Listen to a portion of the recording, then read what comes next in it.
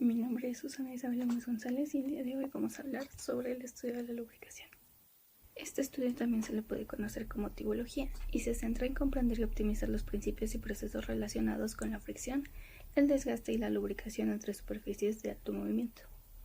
Este campo también es fundamental en ingenierías como la química, la mecánica, la metalúrgica, entre muchas otras. Sin embargo, también tiene diferentes aplicaciones como médicas, tecnológicas e industriales. Durante la presente exposición trataremos algunos aspectos clave en el estudio de la lubricación, como son los principios básicos, los tipos de lubricación, los tipos de lubricantes, las propiedades claves de los lubricantes, los métodos y herramientas de análisis y son las aplicaciones prácticas principales que este tiene. Y bueno, empezando con la fricción es la resistencia al movimiento relativo entre dos superficies de contacto. El estudio de la lubricación analiza principalmente cómo reducir la fricción para mejorar la eficiencia y evitar el desgaste excesivo, así como los calentamientos innecesarios en los materiales que tenemos en contacto. En segundo lugar tenemos el desgaste, que es el deterioro progresivo de los materiales debido al contacto continuo o movimientos relativos. Se estudian las causas y los mecanismos de desgaste para minimizarlo. Y finalmente tenemos a la lubricación, que es la aplicación de sustancias, en este caso lubricantes, para reducir la fricción y el desgaste facilitando los movimientos entre superficies.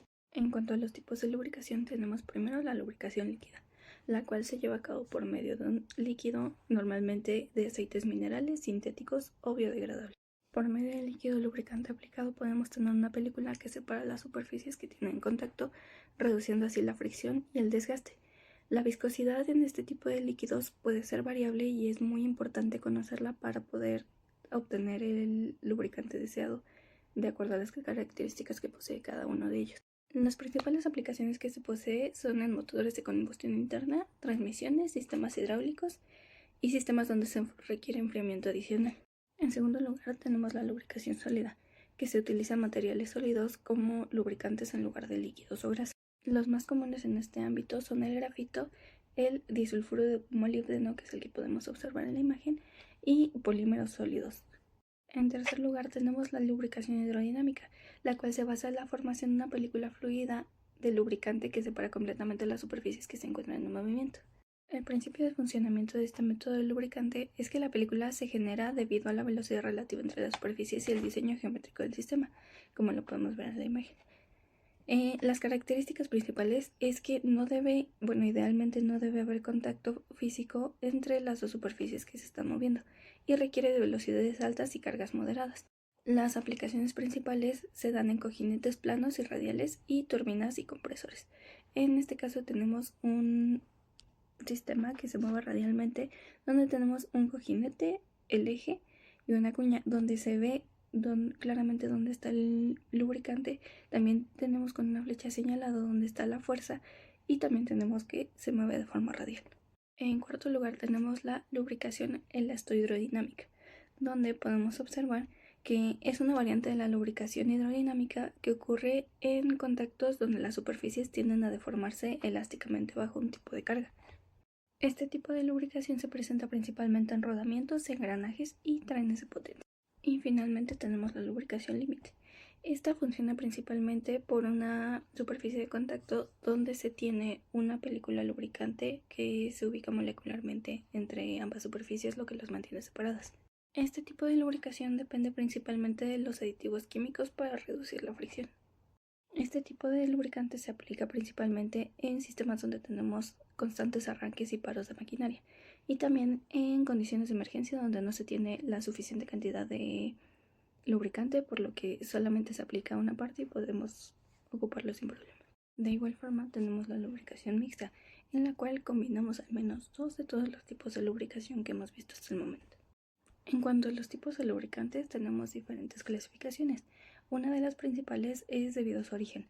El sintético es aquel que proviene de productos químicos que no vienen refinados del petróleo, los vegetales que provienen de origen natural y los minerales que vienen de componentes que sí están refinados de petróleo.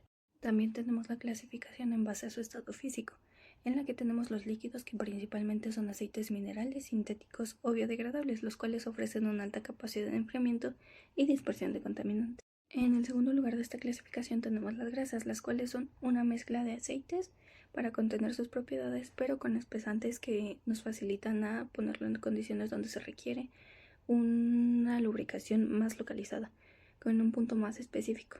ya que permanece en el lugar gracias a los espesantes.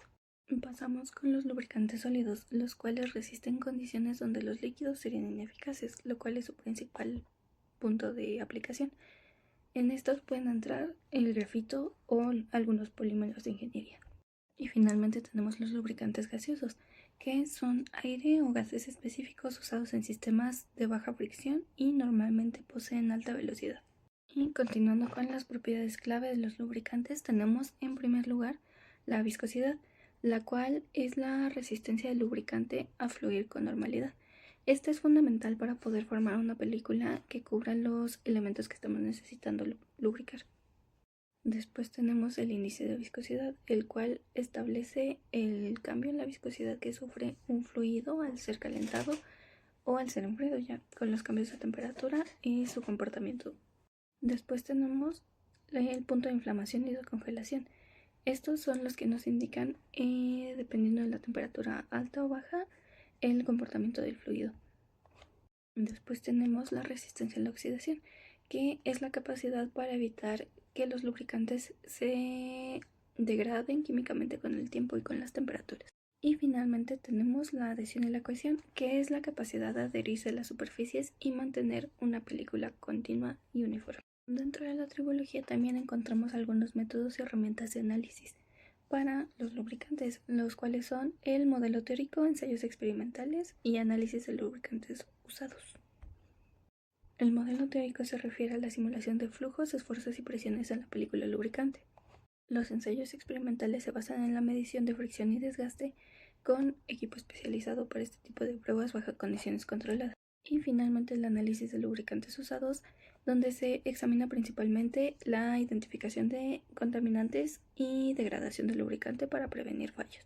Y finalmente llegamos a las aplicaciones prácticas, donde se da... Y finalmente llegamos a las aplicaciones prácticas. En primer lugar tenemos la industria automotriz, donde se ocupa principalmente en la lubricación de motores, transmisiones y frenos. También se ocupa bastante en maquinaria pesada, donde principalmente se utiliza en la reducción del desgaste de sistemas hidráulicos y rodamientos. También en medicina se utilizan para la lubricación de prótesis y dispositivos biomédicos. Y finalmente en aeronáutica, donde principalmente se utilizan aceites sintéticos para motores de reacción y componentes críticos donde se sufre un desgaste mayor. Recordemos que el estudio de la lubricación es crucial para garantizar la eficiencia, la seguridad y la durabilidad de los sistemas mecánicos. Esto nos ayuda mucho a minimizar costos y también el impacto ambiental que se tiene con todo esto. Y esto sería todo. Gracias por su atención.